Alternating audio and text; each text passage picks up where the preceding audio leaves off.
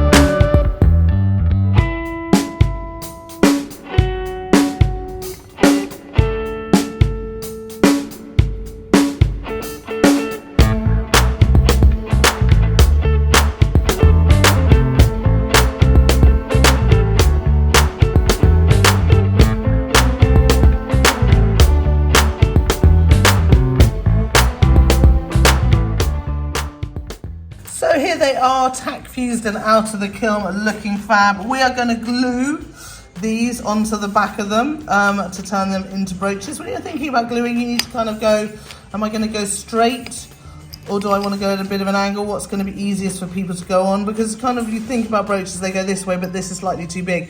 But so you're probably going to want to put, work out which, whether you're going to want to put the this at the opening bit at the top or the bottom of your piece. So we're going to get those glued and then we can have a look how they look on.